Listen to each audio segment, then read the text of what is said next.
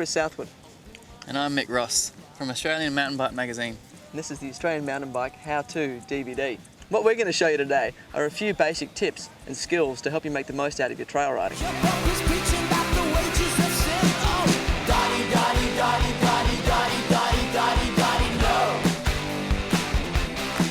We're going to demonstrate some techniques today to help you with your descending, your climbing, your cornering, basic mountain bike setup, and some trail skills. I was stupid when I met you, but I got smart. And now I'm praying, Lord Jesus, for this to stop.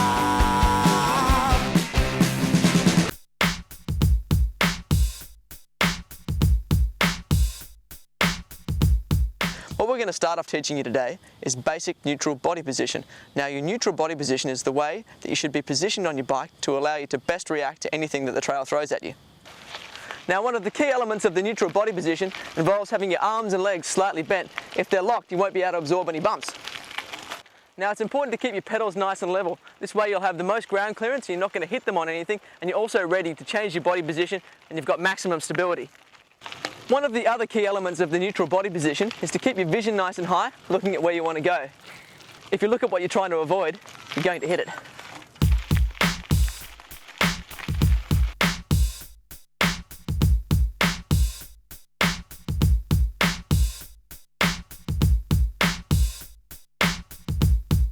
The next skill that we'd like to show you is proper braking technique.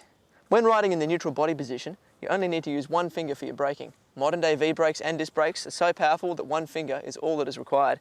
If you use more than one finger, you'll find that you compromise your grip and you'll also end up fatiguing your hands. Now, when you're hard under brakes, your body weight naturally wants to get pitched forward over the front of the bike.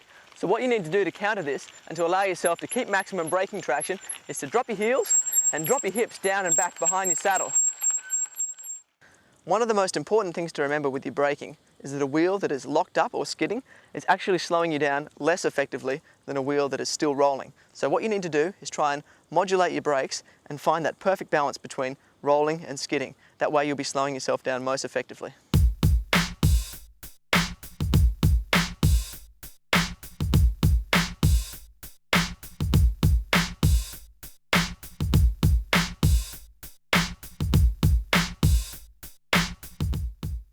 Cornering is one area of mountain biking that you can't possibly hope to master overnight. Depending on the terrain you're riding or the shape of the corner, it's always going to be different how you approach that particular corner. But there are a few basics that we should talk about. Now, everybody knows that if you want to go around a corner on a mountain bike, you can turn the handlebars. Unfortunately, this only works at slow speed. Once you get moving a little bit faster, you need to learn how to lean the bike. Other elements of cornering basics include doing all your braking nice and early before the corner, looking through the corner, trying to pick the line that you want to take nice and early, and keeping your eyes up and forcing your vision ahead the whole way through the corner. What you want to do is lean the bike first and then your body, and always have your eyes looking at where you want to go through the corner.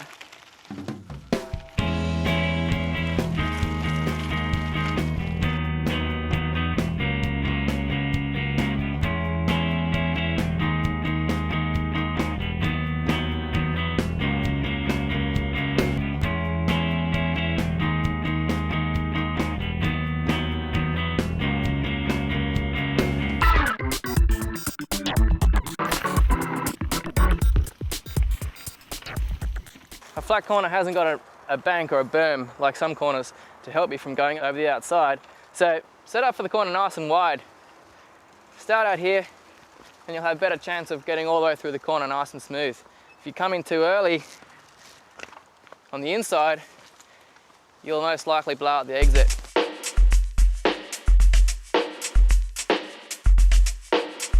The majority of your weight needs to be on your outside foot and nice and even over the front wheel to avoid one of the wheels braking traction. If by accident you have your inside pedal down,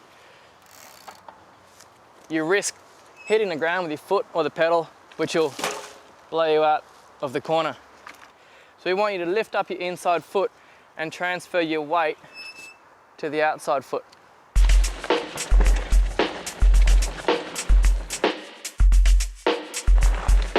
On a flat corner like this, you want to utilize the side knobs of your tires. That's where all the bite and traction is. So really lean them over and bite in hard. a free rolling tyre has an awful lot more traction than a tyre with the brakes on. So get all your braking done back there and you'll have a better chance of gripping all the way through the turn.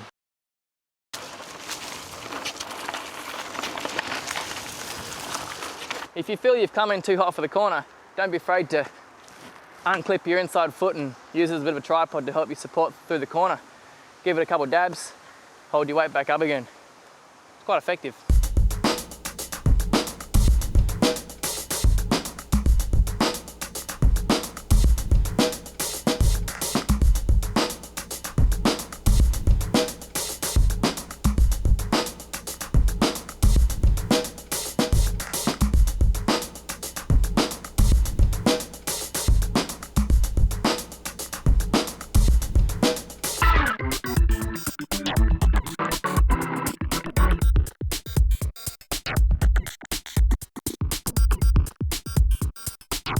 Now a berm or bank turn is different to a flat turn. You've actually got support the entire way through the turn, so you can really afford to lock yourself in and crank the bike right over.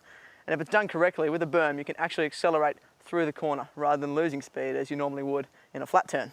Now, getting around a berm successfully depends largely upon how you enter the berm. So what you need to do is get all your braking done nice and early. Because you've got so much more support and traction in a berm when compared to a flat corner, for instance, you can afford to come into the berm nice and hot. So don't bleed off too much speed. Be prepared to stay off the brakes the whole way through the corner. So once you've done your braking and that's all out of the way, you need to get ready to lock yourself in position for the berm. The idea with the berm is not to take two bites at it. You want to have one nice smooth curve the whole way through. And the way you do that is you drop your outside foot, drop your inside shoulder, and start to force your vision through the corner. Start looking for the exit immediately. And that way you'll carve a nice clean curve the whole way through. It's really important not to have two bites at it, or else you'll just blow off all your speed and you lose that beneficial effect of gaining speed through the corner.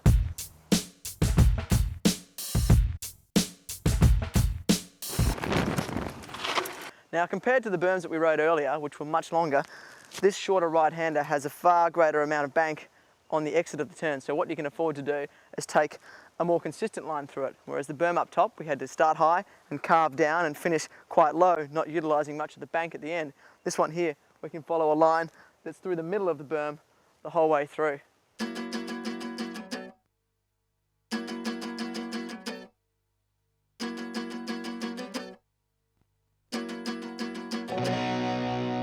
Down in the graveyard, outside, I gotta hold my hand and say my prayers and hope to get my feelings right. Tonight's the night. What we're going to demonstrate for you now is how to ride an off-camber corner.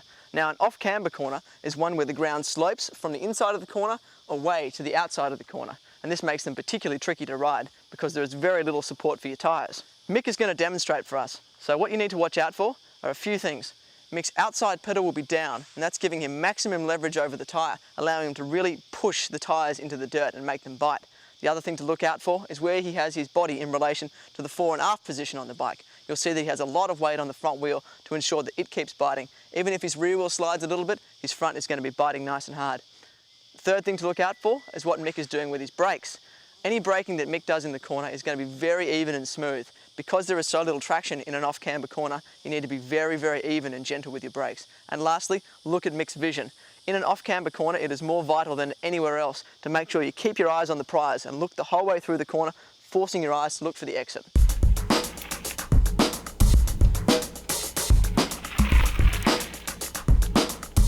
Don't be afraid to take your inside foot off when you're negotiating an off-camber corner like this. It gives you more confidence because if your front wheel suddenly slides, you can use your inside foot like a tripod to dab and restore your balance, and it also transfers more weight to your handlebars and your front wheel and to your outside foot, giving you more grip on that front wheel.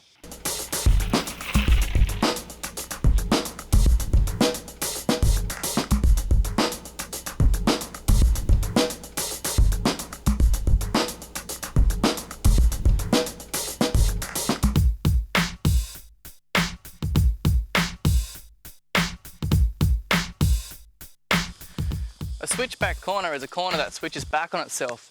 And it's a bit tricky because it drops away from you, often off camber.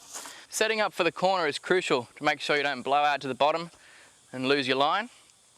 So coming into the corner, the most important thing and the best thing you can remember every single time is to look through the corner, force your vision all the way to the end, and you'll naturally follow a nice arc every single time. Through the corner, as you pick up speed, you'll need to be using your brakes, but try to avoid locking it up for two reasons: trail erosion, and you'll lose control as the bike skids out. The key things in switchback corners are starting out nice and wide, forcing your vision through the corner as you drop your weight nice and low, and try not to lock up the brakes, and that'll just give you some nice cornering.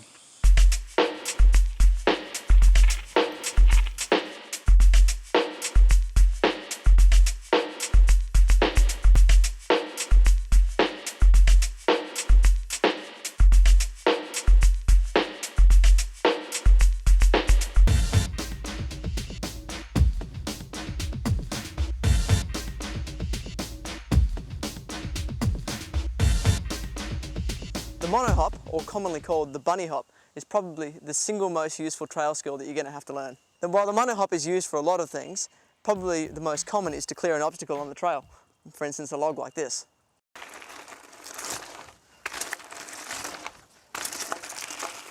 Now, a lot of people have the wrong idea when it comes to mono hopping and pull up on the front wheel and the rear wheel at the same time, like this. This creates problems when you're trying to clear an obstacle because it means that your rear wheel has to travel a very, very long way in the air to safely clear the obstacle.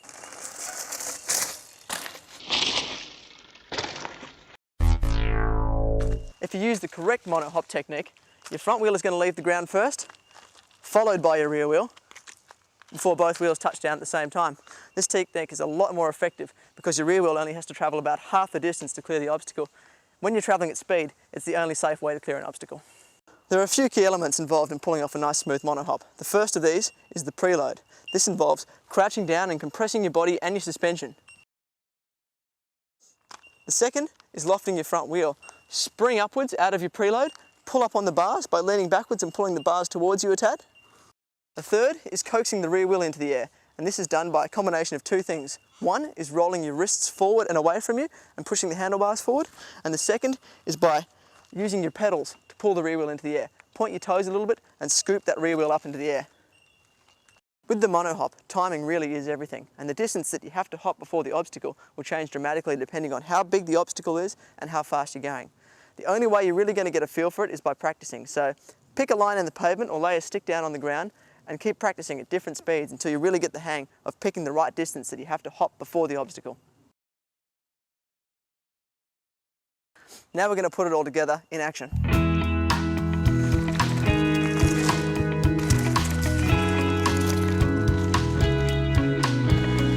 Yeah!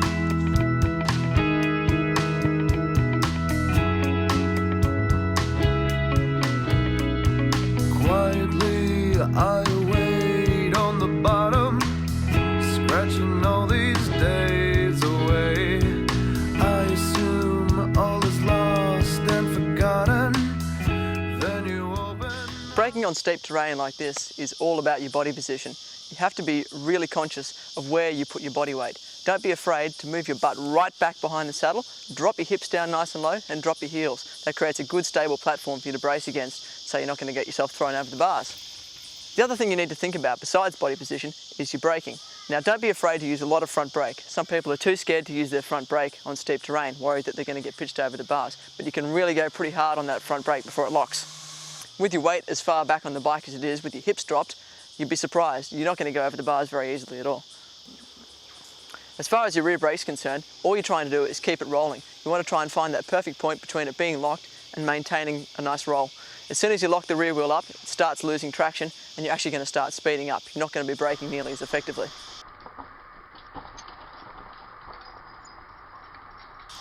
You want to make sure that your arms are extended, but you don't want to lock them. As soon as you lock your arms, you're unable to get that front wheel back on the ground if it rolls over any nice little roots or drops. You want to have your arms bent so you've got a little bit more control and you can still absorb the bumps. The key things to think about then when you're braking on steep terrain are: 1, body position. Drop your hips back, down and low behind the saddle, get your chest nice and low, and drop your heels so you've got a good stable platform to brace against. 2, your braking. Go nice and hard on the front brake. Don't be scared about going over the bars and try and keep that rear wheel rolling. Now, if you encounter a corner on some steep terrain, it's really tricky because obviously your weight is so far back already. It's quite tricky to negotiate those kind of corners. Now, it is possible to use a bit of rear wheel steer in this situation. You can lock your rear wheel up and initiate a bit of a turn with your hips, and this will let the rear wheel come around and change the course of your bike.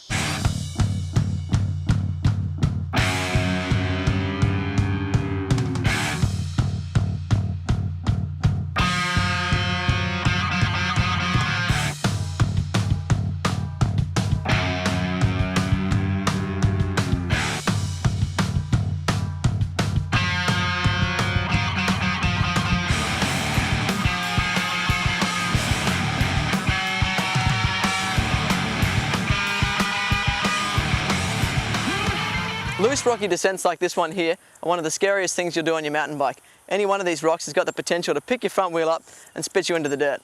Get ready to relax your knees and your shoulders. Your bike's going to have to move around a lot underneath your body, and your arms and legs are going to have to act as shock absorbers to absorb all the bumps.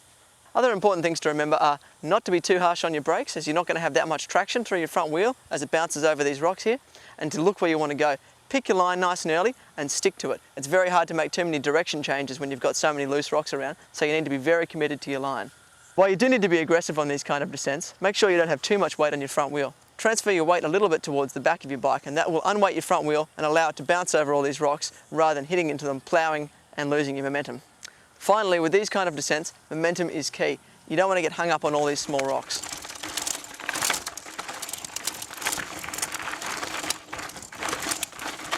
To help with control, try to avoid locking up your wheels, so keep them rolling. As soon as your wheels lock up and you tense up, you're in for a pinball ride and you're going to struggle a bit. Just a quick setup tip, shift it up into the big ring, and that'll put more tension on the chain to help it from falling off. One of the smoothest way to tackle this kind of descent is to bunny hop or air over some of the really rough sections. It's always going to be the fastest and smoothest way to get down this kind of stuff. So if there's any sections where you can pop over stuff, do so.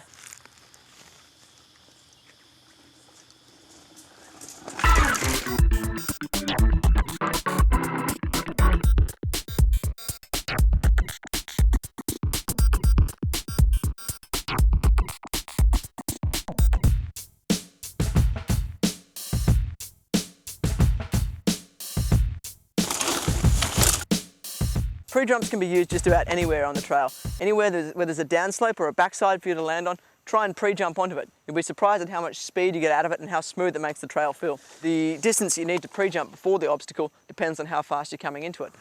On a water bar like this, where we've got a steep slope into it, we're going to have to pre-jump nice and early because we're going to be carrying a lot of speed. A pre-jump is a little bit trickier than a mono-hop because you need to get your wheels to match the angle of the downslope that you're trying to land on. When you hit the landing, push down and pump the landing hard, and this will give you some extra speed.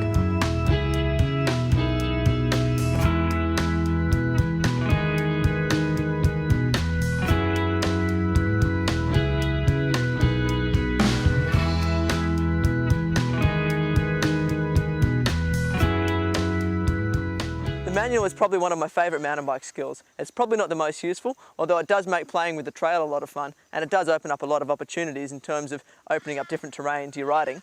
It's all about finding that balance point, that sweet spot between going too far back and falling on your butt, or just dropping your front wheel. You need to find the sweet spot. The first step in getting your manual right is getting that front wheel up. To do this, you lean backwards and snap your hips backwards towards the rear of the bike, extending your arms out away from you. One very, very important thing to remember with your manual though is your rear brake. Always have your rear brake covered with one finger. As soon as you feel like your weight's going too far back and you're not able to correct it, touch your rear brake and that'll bring your front wheel down and save you from falling on your butt. Now once you've got your front wheel up and you're in the manual, if you feel like you're starting to topple from side to side, it's pretty easy to correct. Simply look where you want to go and turn your bars slightly and shift your hips, and that should correct your manual and get you going nice and straight again. Manuals are also a great tool for dealing with compressions in the terrain or double jumps like this, where you don't want to jump the jump or you don't have enough speed to jump it. When trying to manual through a double jump like this, all you need to do is push the rear wheel away from you, straightening your legs and pushing the rear wheel down into the compression between the takeoff and the landing. It's really important to keep your eyes on the landing. You want to make sure that that's where you're focused. You need to make sure that your front wheel clears the top edge of that landing and you get it safely onto the downslope. Once your front wheel has made it onto the downslope, push down hard and pump all your weight into that downslope, making sure your rear wheel doesn't get kicked up and it stays on the ground. When done correctly, manualing through a double jump or a compression like that will actually gain you speed. Now, one area where the manual does have some practical use is taming a water bar like this. Water bars tend to try and buck you forward and shoot you over the bars, or they'll shoot you into a jump, but the fastest way to tackle them normally is to try and keep your wheels on the ground. Unfortunately, they don't want you to do that. So what you can do is manual into the face of the water bar, and that will squish it and get your wheels back on the ground as fast as possible, keeping you in control. What you want to do is pull your manual just before your wheels get to the water bar, and as soon as your front wheel has crested the water bar, push down hard on the backside, and that will keep your rear wheel on the ground and stop it from getting bucked up.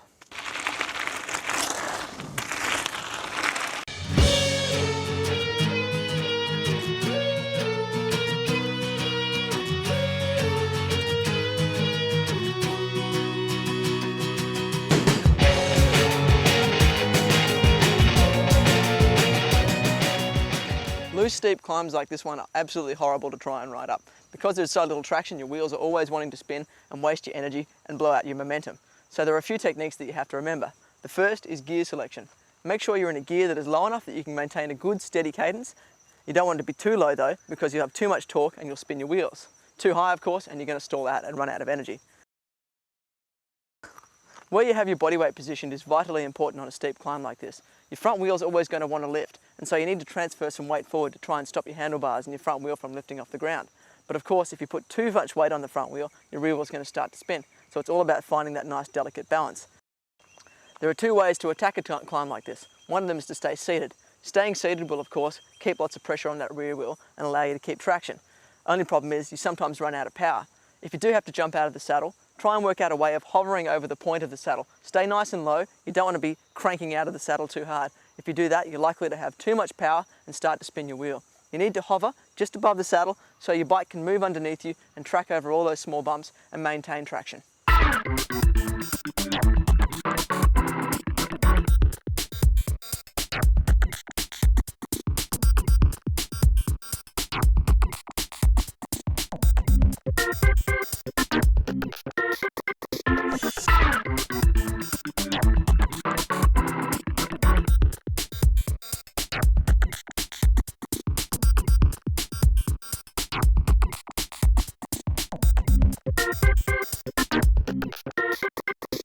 A section like this, you can't just go ahead and ride straight up it. You actually need to step up and lift your bike up each step, or pedal up it without losing traction. With step climbs, there's two techniques. You can actually sometimes ride up them, or in most cases, you'll have to hop your rear wheel up them. To hop up the step, first, give yourself a little bit of a wheelie, get your front wheel up there. As your rear wheel's coming close, heave forward, lean right over and pull the rear wheel after you.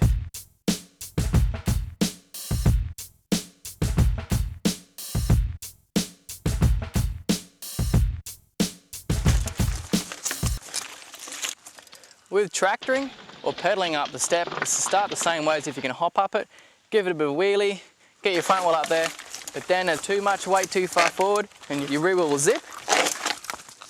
Too much weight at the back, the rear will bounce back and you lose traction again. So it's just a bit of practice finding that sweet spot and you'll be able to pedal up it nice and easy. I met you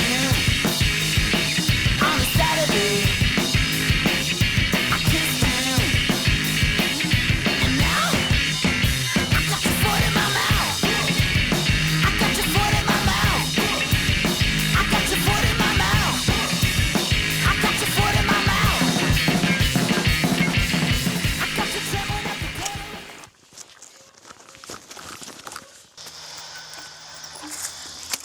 When tackling steep roll-ins like this, there's often a fear that you're going to get spat over the bars when your front wheel reaches the bottom of the roll-in, but you'll be surprised you can actually tackle some very, very steep roll-ins on your bike. Now there are a few things to think about when you're approaching a roll-in like this. And the very first one is your braking. You really need to do all of your heavy braking back there before you get to the edge of the drop. As you get towards the edge of the roll-in, you need to have your body weight nice and low on the bike. Get your hips back, get your chest down nice and low, and get ready to extend your arms as your front wheel starts to drop away from you. It's also important at this stage to make sure that you've got your footing right. You want to have your pedals nice and level, and you want to have your preferred foot forward so your balance is good. Once you're committed to the roll-in and you've started to actually creep over the edge, you need to make sure that your body weight is to the rear of the bike still. You can use your front brake, but don't be too heavy on it, because if you do, you risk getting spat over the bars when you reach the compression at the bottom. As you continue with the roll-in, you need to be quite conscious of where you put your body weight. If your body weight is too far over the back, when you reach the compression at the bottom, the bike's going to shoot away from you and the front wheel is going to lift up in the air. But by the same token, you don't want to be too far over the front, or the front wheel will dig in when it reaches the bottom. Once the bike reaches the compression at the bottom, you need to be ready to use your arms and legs to absorb that compression. If you don't and you stay rigid, you're likely to get shot over the bars or squirm off to the side.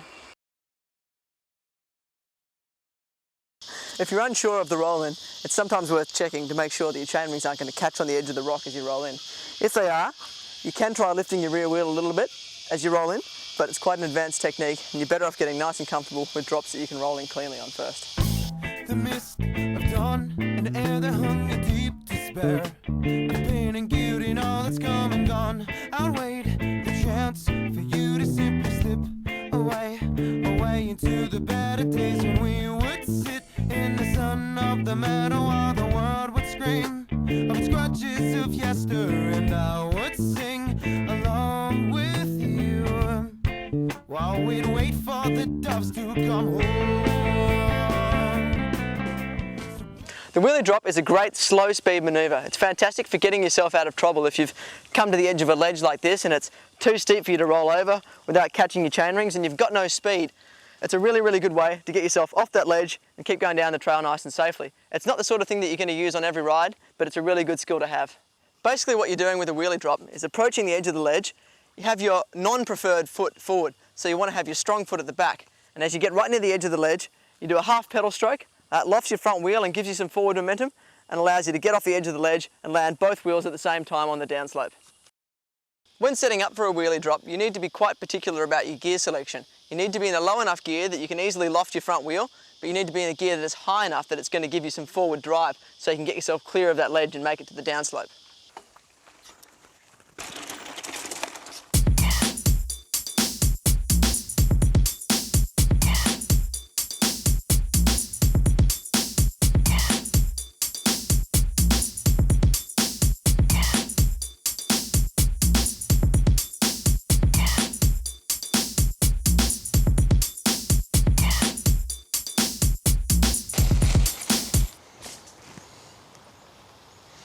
Ledge drops, like this one here, are one of the more common trail obstacles. Now, for ledges, nice and small, you can easily just roll off it. But as soon as they get to a certain height, you've got to commit to it and drop off them. Now, with ledge drops like this, it's really important to get your technique right first.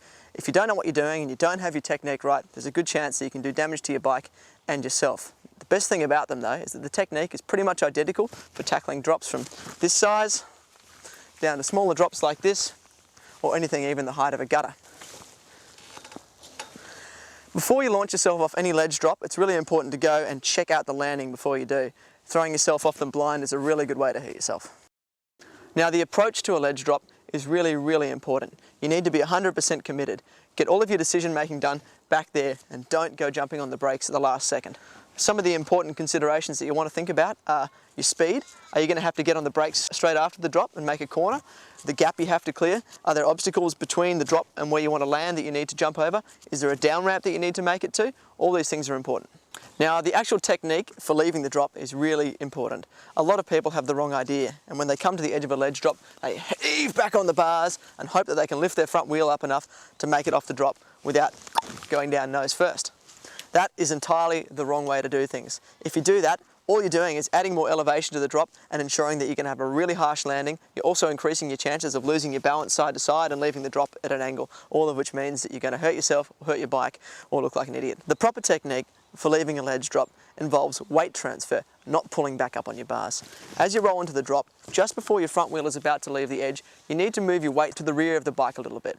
What you're aiming to do is keep your front wheel up, not by pulling it up, but by moving your weight backwards on the bike. Imagine you're trying to hold your front wheel up rather than heaving it back up in the air. You want to leave the drop with both wheels level and land with both wheels at the same time. You don't want to leave the drop in a situation where your front wheel's higher than your rear. As you leave the edge of the ledge, you need to be 100% focused on your landing. Now, you need to make sure your bike is nice and level in the air, so ensure your weight is centered over the bike and extend your arms and legs. Don't lock them, but make sure they're ready to absorb that impact as soon as you land. You want your arms and legs to be like big shock absorbers, so your bike suspension's not doing all the work. So keep them nice and loose, and don't push your bike into the ground.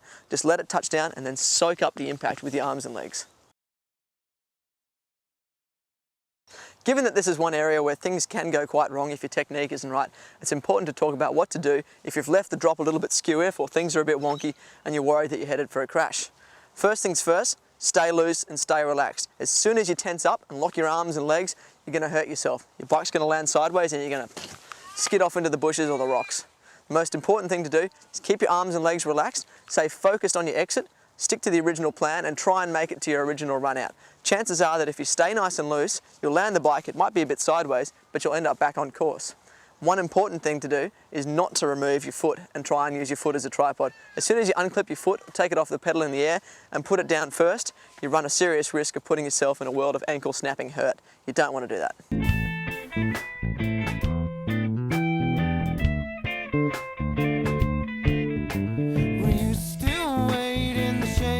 The garden while the angels play. Well, our grudges still fester. Can I still sing along with you? I'll still wait for the doves to come home.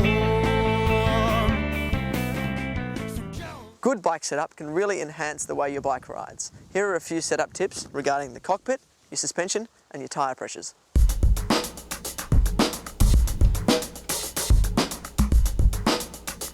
One of the most simple and effective improvements that you can make to your bike setup regards your brake lever positioning.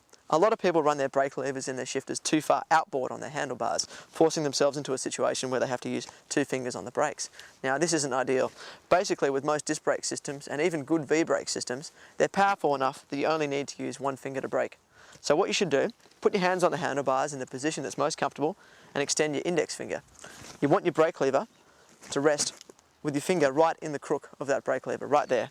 This is the point that you've got the most mechanical advantage over the lever, hence giving you the most power. What you need to do then is move your brake levers inboard on your handlebars till you get to that ideal position where when you extend your index finger, it rests comfortably in the crook of that lever there. A lot of brakes nowadays will also feature pad contact adjustment, and this allows you to control the exact point in the stroke of the lever that the brake actually starts to engage. Now, what we're trying to encourage people to do is get out there and experiment with their setup. Get comfortable, don't just be happy with the stock setup because you can usually improve it significantly. Setting the reach on your brake lever is quite important too, and by reach we mean the resting position that your brake lever sits at in relation to your handlebar. Now, a lot of people run their brake levers with them too far out, and so they're having to stretch too far with their index finger to get on the brake. What you want is a comfortable position where when you extend your index finger, your lever rests right in that first knuckle of your finger there. You also want to set your brakes up so when you pull on the lever, the brakes engage with the lever blade nice and parallel with the handlebar. This is when you've got the most power over the brake.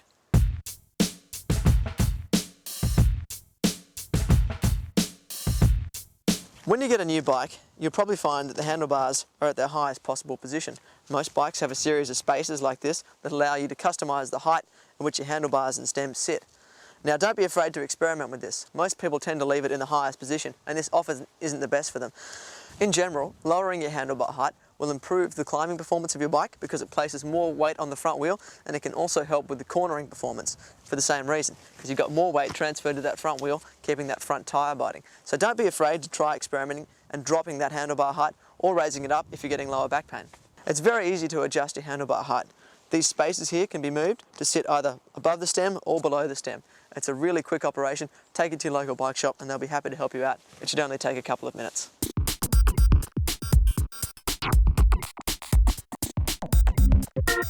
Your tyre pressures can have a very big impact upon the way that your bike handles. Ultimately, your tyres are the only thing connecting you and your bike to the dirt, so the pressures you have are going to have a very big bearing upon the way the bike works in the corners and over the rough. If you're using a tubeless system, you can get away with running lower pressures in your tyres than if you were using tubes. A ballpark figure to start with is around 25 to 30 psi for general trail riding. Now, obviously these pressures are going to vary depending on your riding style, your weight, etc. Heavier riders riding very hard might want to up the pressures a little bit. Lighter riders or people riding in sandy conditions might want to lower them a little bit, but that's a good ballpark figure to start with. If your tyres are running tubes, you're going to have to up the pressures a little bit compared to a tubeless system. Start with around 30 to 35 psi as a general ballpark figure, but remember, because you've got tubes in there, you're more at risk of getting a pinch flat, so you might have to run slightly higher pressures. Get out there and experiment though, and try and work out the optimal pressure for your tyre choice and the tubes and the riding conditions that you like to ride in. Probably the most common mistake that people make when it comes to tyre pressures is running them too high. A lot of people have the impression that a higher tyre pressure is going to roll faster. Now, this might be the case if you're on dead smooth trails or if you're riding on the road, but as soon as you get off-road, having too high a tyre pressure is going to make your tyre want to bounce back off all those little bumps. As soon as you hit roots or rocks, your tyre is going to kick around, you're not going to have as much control and you're actually going to go slower. So try dropping your pressures a little bit. This will allow the tyre to conform to the terrain a little bit more and actually help you hold speed, certainly give you a more comfortable ride and give you more control.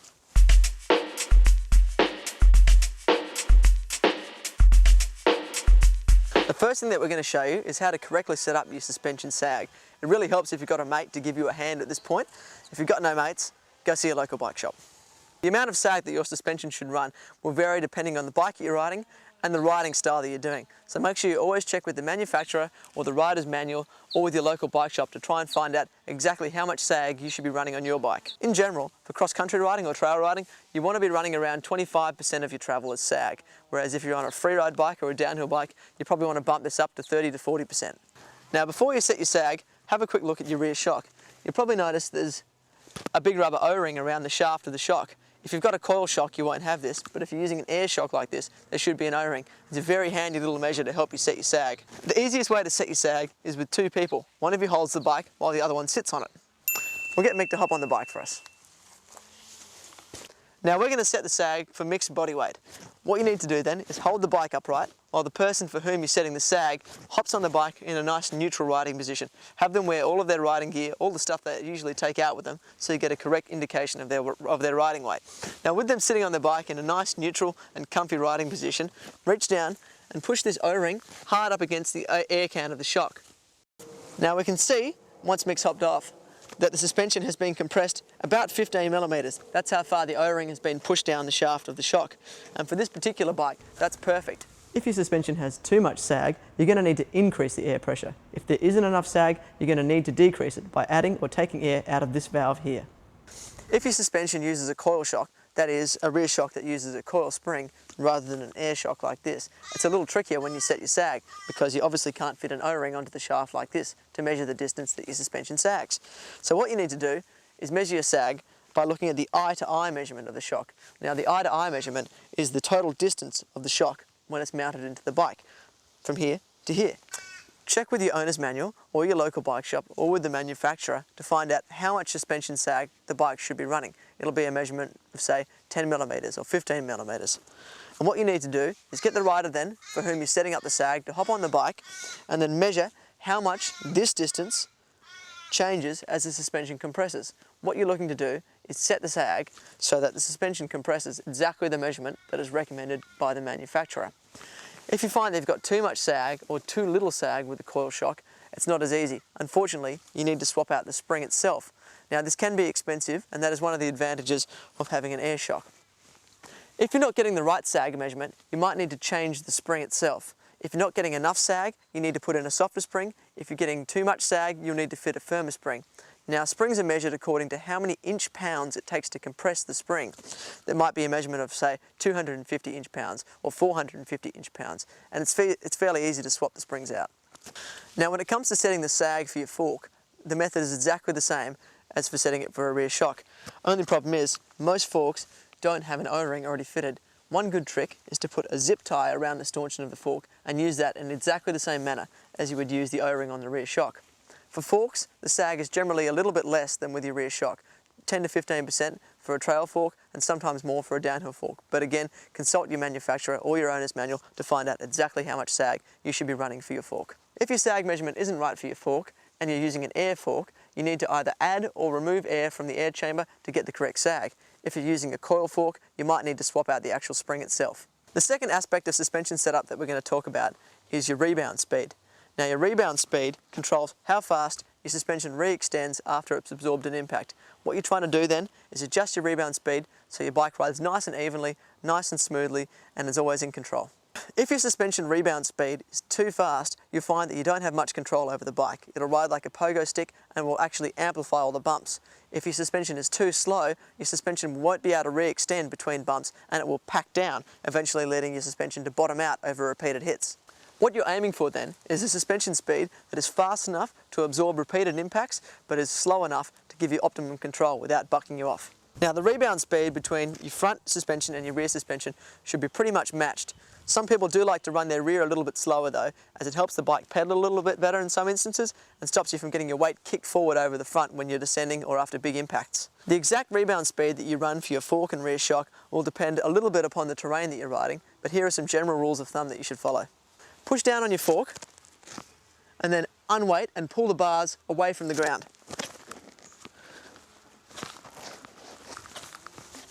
The fork should re-extend a tiny bit slower than you're able to pull the bars up from the ground. A good technique for setting your rear suspension rebound speed is to stay in the saddle and ride off a gutter or a curb. You don't want your suspension to oscillate more than twice. If your suspension is too slow, it will only oscillate once. If it's too fast, it's likely to keep you bouncing up and down like a pogo stick at least 2 or 3 times.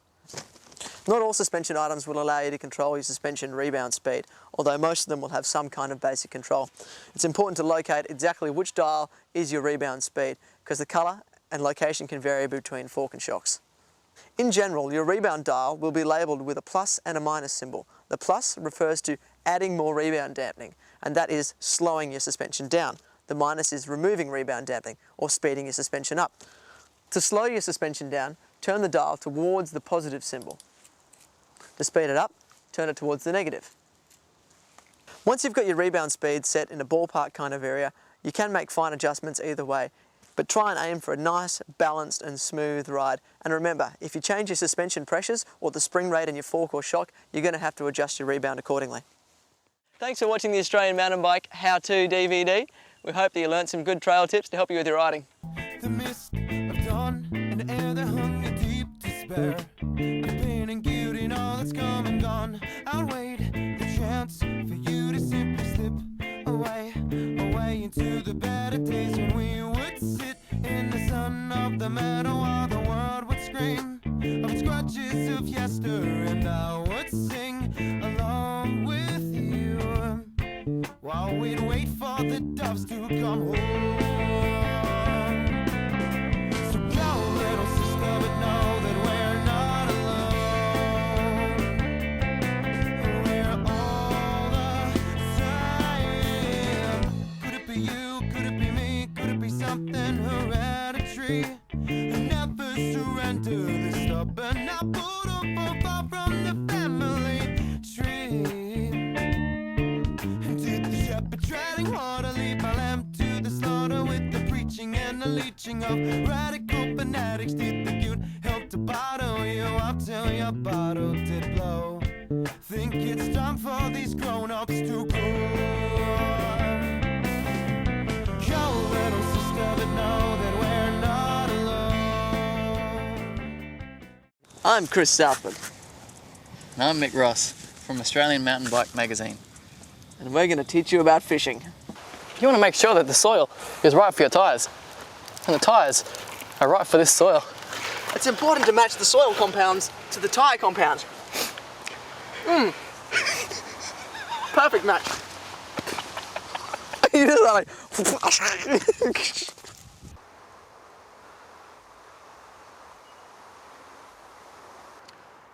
And get down low on the bars.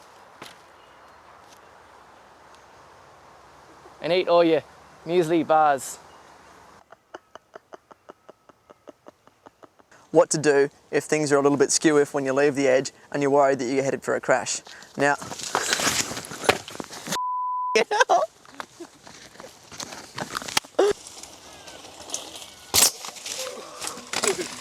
what the is that?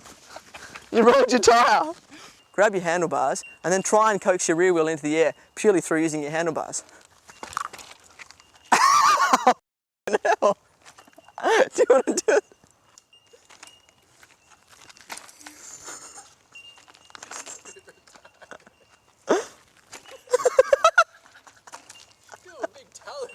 If your pedalling is too choppy, you're going to apply too much power to the rear wheel at one moment and you're going to spin out. Try and imagine that you're scraping crap off the bottom of your shoe. The best way to keep traction on your front end Just to bring someone is along. to get someone on the handlebars to keep the tyre biting. See that? It's not going anywhere.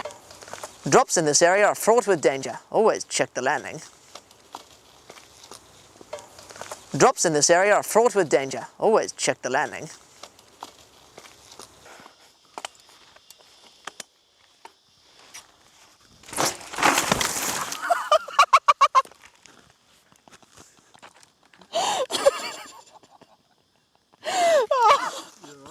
Yeah, I hope so.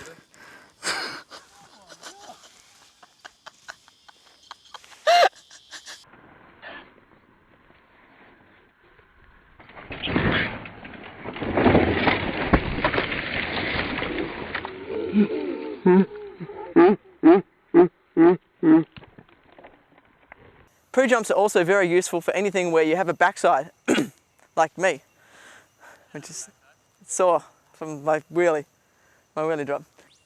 Thanks for watching. Don't do wheelie drops. This isn't blood.